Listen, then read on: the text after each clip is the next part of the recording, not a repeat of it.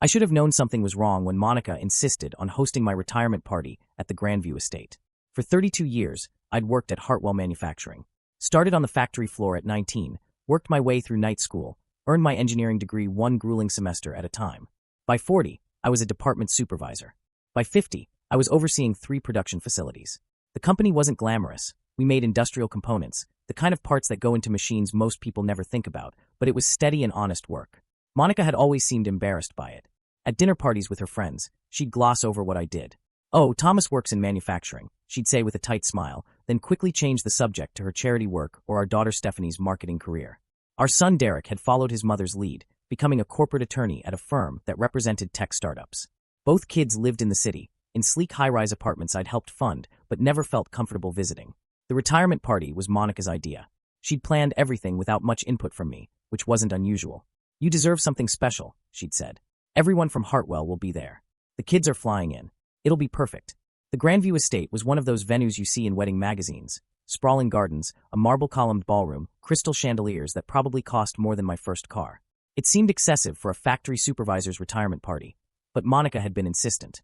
If you're finding this story as unsettling as I did living through it, hit that like button and subscribe, because what happened next changed everything I thought I knew about my family. I arrived early, wearing the navy suit Monica had bought me for the occasion. She was already there, directing caterers with the precision of a military commander. Stephanie and Derek stood near the bar, both dressed like they were attending a Fortune 500 board meeting rather than their father's retirement party. "Dad." Stephanie air-kissed both my cheeks. "Love the suit. Very distinguished." Derek shook my hand with the firm grip he'd probably learned at some leadership seminar. "Big day, old man." Something in their cheerfulness felt performative, like actors hitting their marks. I pushed the thought aside. Maybe I was just nervous about being the center of attention. The guests arrived in waves. Co-workers from Hartwell, some of Monica's society friends, a few neighbors. Everyone seemed oddly formal, champagne flutes held like props. Jim Bradley, who'd worked the line next to me for 15 years before I was promoted, clapped me on the shoulder. "Hell of a venue, Tom. Didn't know manufacturing supervisors got the presidential treatment." "Monica's doing," I said. "She wanted it to be special."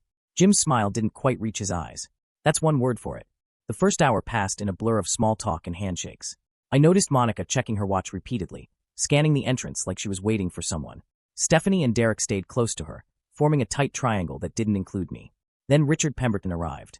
I'd met Richard exactly twice, both times at Derek's apartment, where he'd been introduced as Derek's colleague. He was everything I wasn't, tall, silver-haired, with the kind of polished confidence that comes from old money and Ivy League connections. He wore a suit that probably cost what I used to make in a month. What struck me as odd was how Monica's entire demeanor changed when she saw him. Her practiced smile became genuine. She touched his arm with casual familiarity as she guided him toward our family cluster. "Everyone," she announced, her voice carrying across the ballroom. "I'd like to introduce Richard Pemberton. Richard is, well, he's become very important to our family." Something cold settled in my stomach. Derek stepped forward, shaking Richard's hand. "Richard's been mentoring me at the firm. Absolute legend in corporate law." Stephanie beamed. "And he's been so generous with his time. We're lucky to know him." I extended my hand. Richard's grip was perfunctory, his attention already sliding past me to scan the room. "Congratulations on your retirement," he said. "Must be nice to finally step away from the grind." There was something dismissive in his tone, like retirement was a polite term for obsolescence. Monica clinked her champagne glass, calling for attention. "Thank you all for coming to celebrate Thomas's retirement. 32 years is a long time to dedicate to one company." She paused, and I could swear I saw something hard flash in her eyes. But all things must come to an end. The crowd murmured politely. I waited for her to continue, to say something warm or personal. Instead, she turned to Richard, who reached into his jacket and pulled out a manila envelope.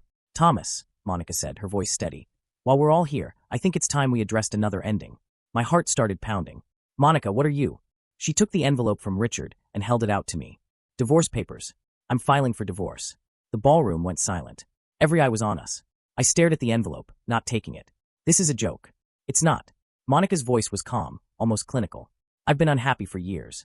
You were so consumed with that factory, with your blue-collar career, that you never noticed. Richard has shown me what a partnership should actually look like." My eyes went to Richard, who stood beside her with his arms crossed, looking like a man who'd already won. "You're having an affair." "I'm moving on," Monica corrected. "Richard and I are planning a future together. A real future, not one spent worrying about shift schedules and pension packages." I looked to my children, waiting for shock, for protest, for anything. Instead, Derek stepped forward and started clapping. Slowly, deliberately. The sound echoed off the marble floors. Then Stephanie joined in. Then Richard. The applause spread through the crowd. Some people clapping out of confusion, others out of that mob mentality that takes over when everyone's doing something. Jim Bradley stood near the back, arms firmly at his sides, face flushed with anger. But most people were clapping. For my humiliation. At my retirement party. Mom's been planning this for 6 months, Derek said, still clapping. She deserves to be happy. We support her completely. Stephanie nodded. You were never really present anyway, Dad. Always at the factory. Always putting work first. Richard treats Mom the way she deserves to be treated.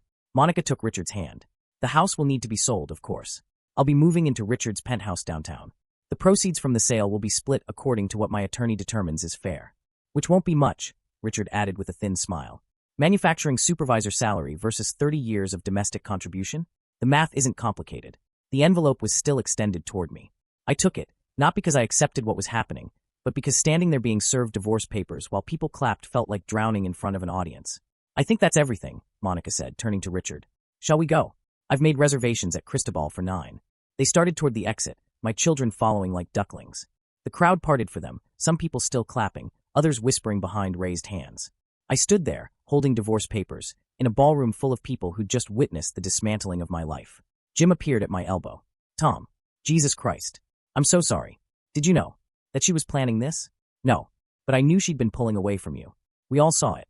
He glanced around the ballroom. Want me to clear everyone out? No. My voice sounded distant, like it belonged to someone else. Let them finish their champagne. It's already paid for.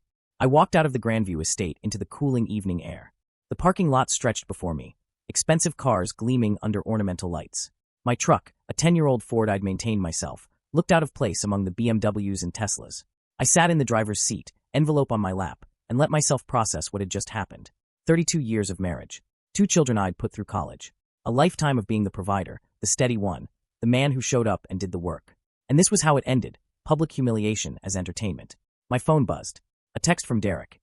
Dad, don't take this personally. Mom's happiness matters. We're all adults here. Another buzz. Stephanie, you'll be fine. You've got your pension. That's more than a lot of people have. I sat there until the parking lot emptied, until the last car pulled away and the exterior lights dimmed. Then I drove home, to the house that was apparently being sold out from under me, and did something I hadn't done in 30 years. I opened a bottle of whiskey and called my attorney. Not a divorce attorney. My personal attorney. The one who'd been managing my affairs since long before I met Monica. Lawrence, I said when he answered. I need you to compile some documents for me. What kind of documents, Thomas? Everything. Ownership papers, corporate filings, trust documents. All of it. There was a pause. Are you sure? If you're thinking about retaliation. I'm not retaliating, I said. I'm just going to let some people discover what they should have known all along. Lawrence was quiet for a moment. When do you need these? Tomorrow. I'll come to your office. I hung up and sat in my living room, in the house I'd bought 28 years ago. Monica had redecorated 5 times, each renovation erasing a little more of me. The walls were decorated with abstract art she'd bought from galleries downtown. The furniture was minimalist and uncomfortable. Even the family photos on the mantel seemed curated, more about aesthetic than memory. I noticed something I'd missed before.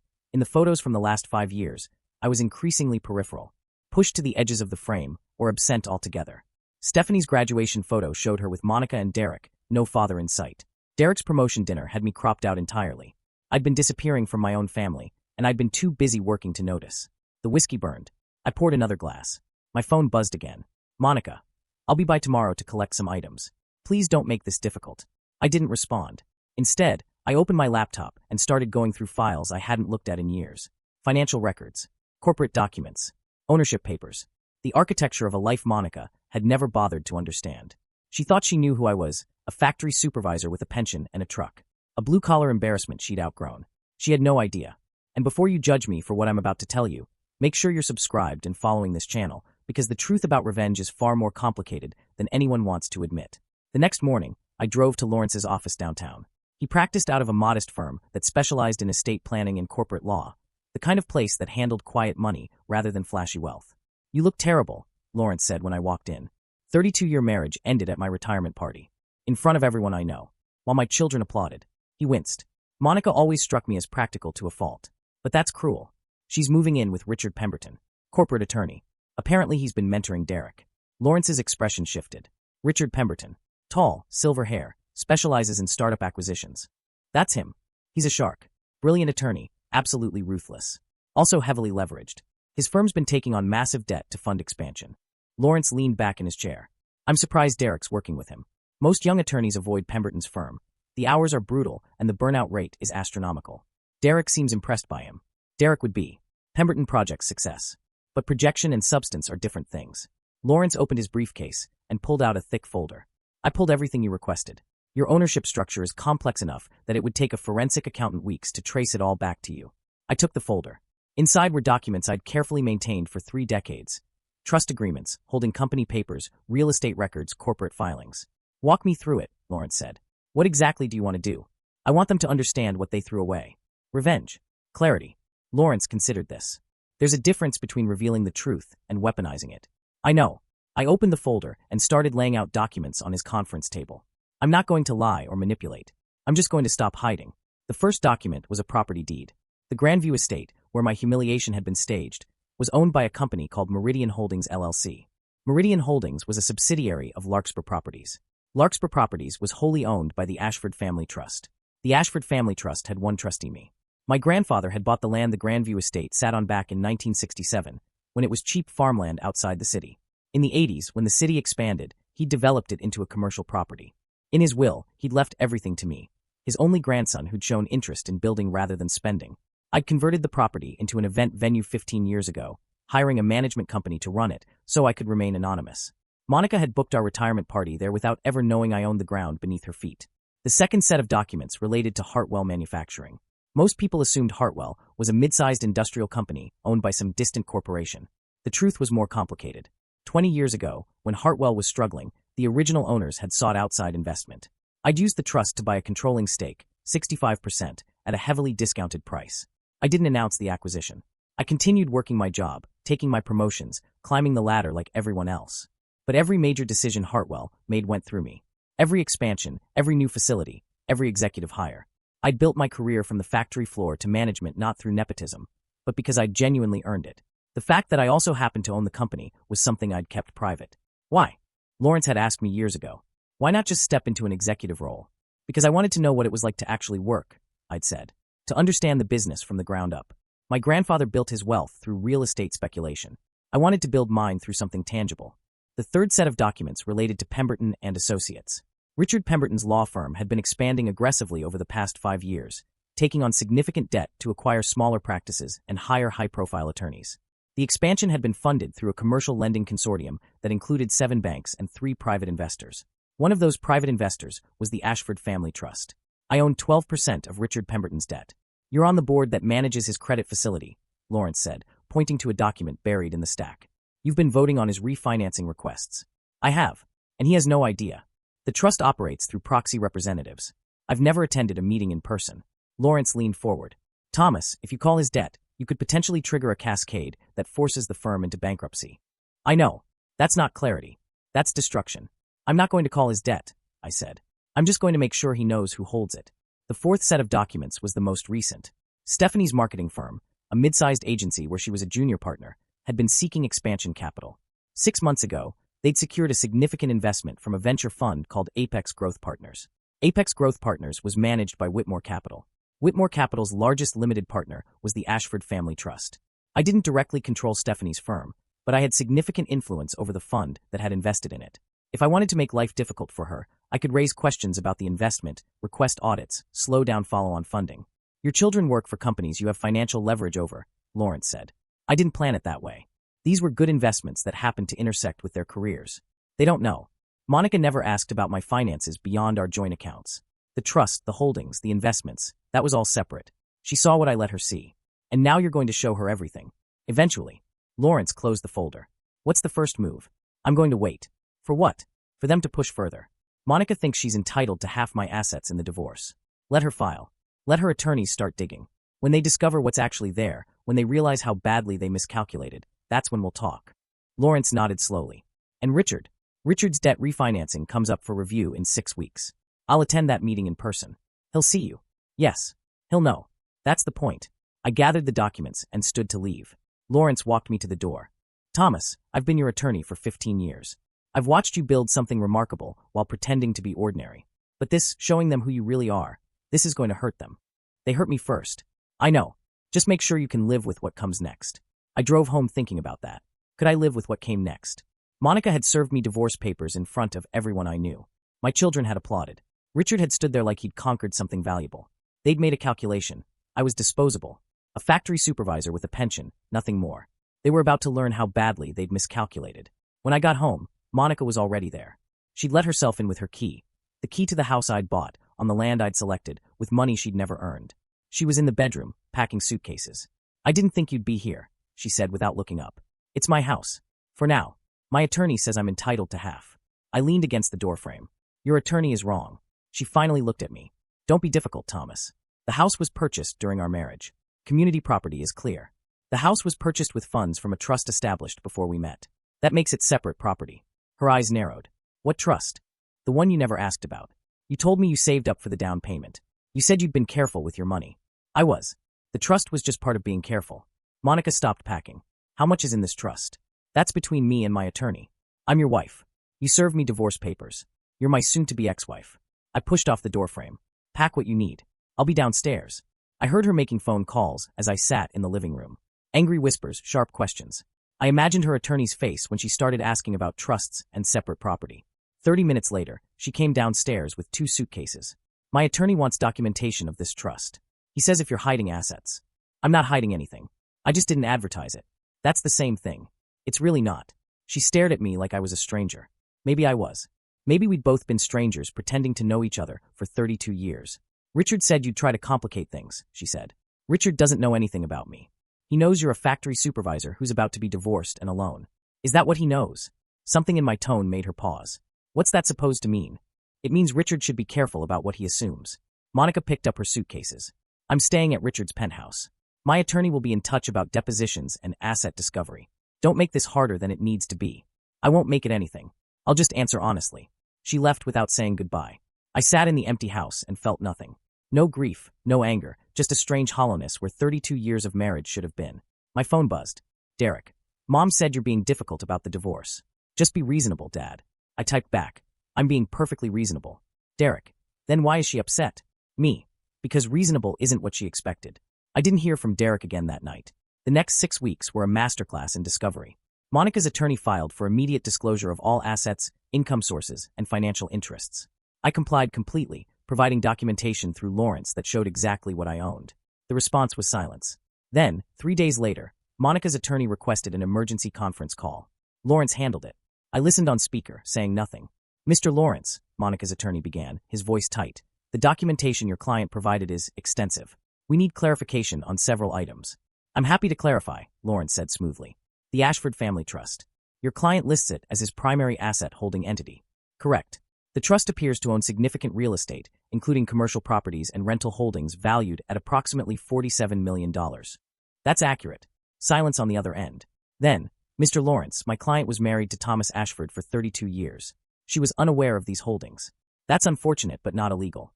The trust was established by Mr. Ashford's grandfather in 1965, long before the marriage. All assets in the trust are separate property under state law. The trust also appears to hold controlling interest in Hartwell Manufacturing." "Yes. The company where Mr. Ashford worked as a supervisor." "He worked there, yes. He also owns it." Another long silence. "My client deserves." "Your client deserves what the law entitles her to," Lawrence interrupted, "which is division of community property acquired during the marriage. The trust is not community property.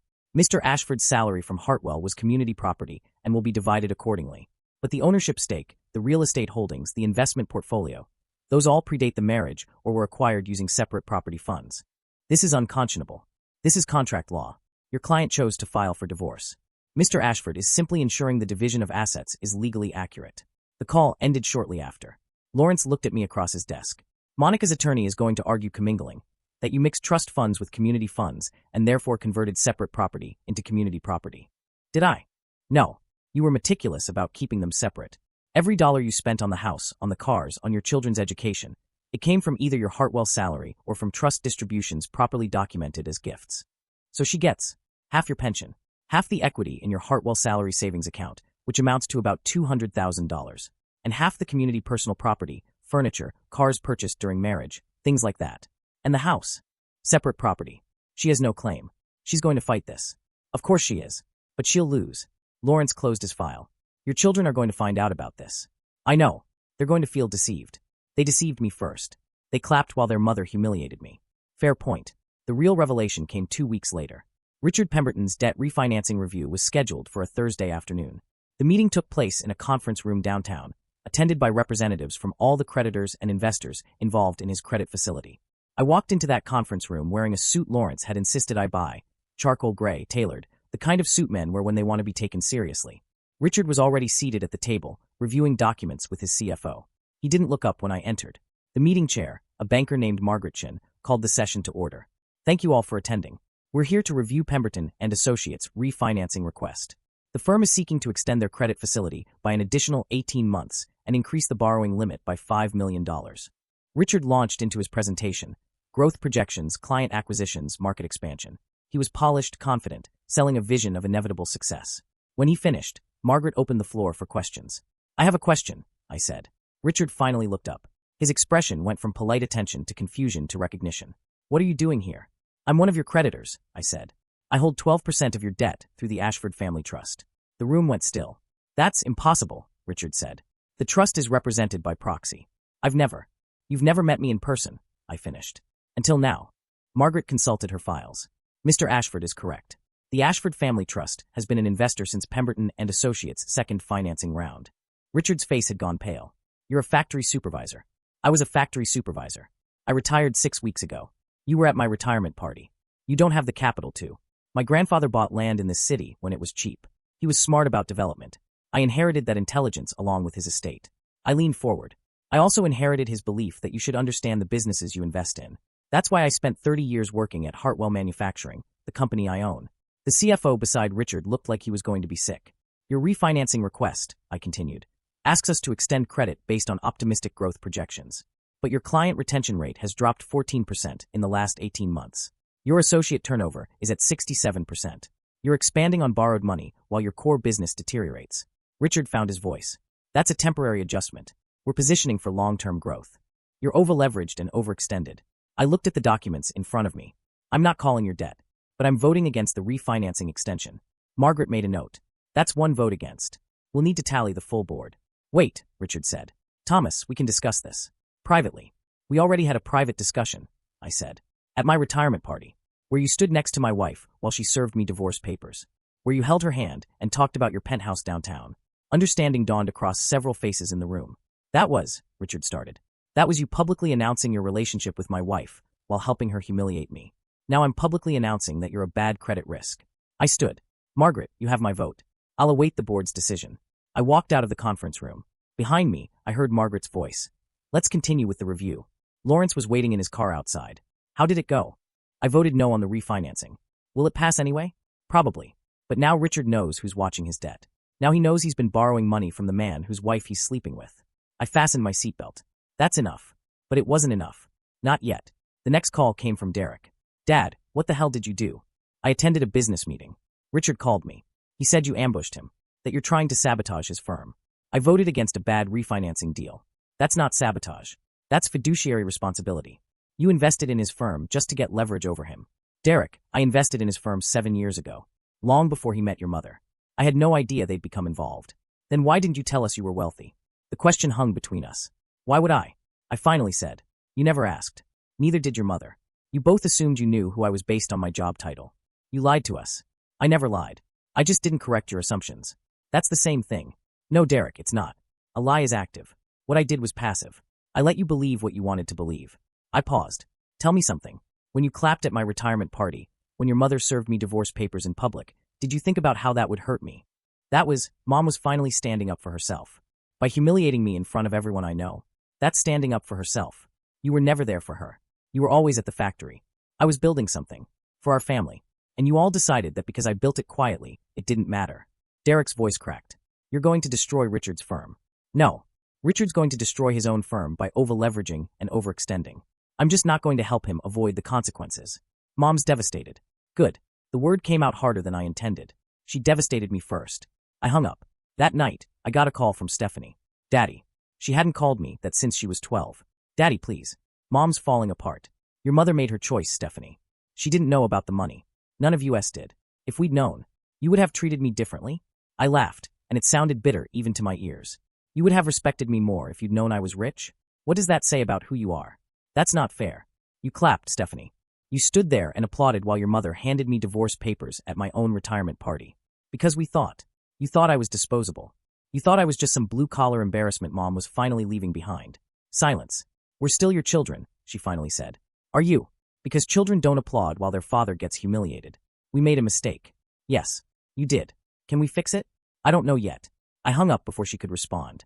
The consequences rolled out over the following weeks like dominoes falling. Richard's refinancing request was denied by the creditor board, not just my vote, but 3 others who'd looked more carefully at his financials after I raised concerns. Without the extension, Pemberton and Associates had to start making larger debt payments immediately. The firm began laying off associates to cut costs. Derek called to tell me he was one of the layoffs. I hope you're happy, he said. I'm not, but I'm not unhappy either. Monica's divorce attorney filed motion after motion, trying to prove commingling of assets, trying to claim the trust as community property. Every motion was denied. The judge's final ruling was clear. Monica was entitled to half the community property accumulated during the marriage, which amounted to about $400,000. She'd been expecting millions. Stephanie's marketing firm received notice that Apex Growth Partners was conducting a comprehensive portfolio review. While not a direct threat, the uncertainty froze expansion plans and made the partners nervous. Stephanie called to ask if I was behind it. I have no operational control over Apex, I told her. But the fund managers are being more careful about their investments. That's just good business. You're punishing us. I'm not punishing anyone. I'm just not protecting you anymore. Throughout all of this, Monica stayed in Richard's penthouse. But Richard's financial troubles put strain on their relationship. A penthouse is less impressive when the man who owns it is desperately trying to avoid bankruptcy. 3 months after my retirement party, I got a call from an unknown number. Thomas. Monica's voice. She sounded tired. Hello, Monica. Can we meet? I'd like to talk. About everything. We met at a coffee shop neither of us had been to before, neutral ground. Monica looked different. Older somehow. The confident woman who'd served me divorce papers had been replaced by someone uncertain. Richard and I ended things, she said without preamble. I'm sorry to hear that. Are you? Not particularly. But it seems like the polite thing to say. She laughed, but it was hollow. I made a mistake, Thomas. Several. I didn't know about your family's money. If I had, you would have stayed? I interrupted. Monica, that's exactly the problem. You loved who you thought I should be, not who I was. I did love you. Past tense. I still care about you. That's different from love. She stared at her coffee. Can we stop the divorce? There it was. The question I'd been waiting for. Why would we do that? Because we were married for 32 years. Because we have children together. Because we built a life. You ended that life. In public. While our children clapped. I was angry. I felt neglected. Richard made me feel seen. And now I understand that being seen isn't the same as being valued. She looked up at me. You valued me. You built everything for our family. And I threw it away because I couldn't see past your job title. That's remarkably self-aware. I've had time to think. I took a sip of my coffee. It was bitter. Monica, I spent 32 years being who you needed me to be. The provider. The stable one. The man who showed up and did the work. And the moment I retired, you decided I wasn't worth keeping.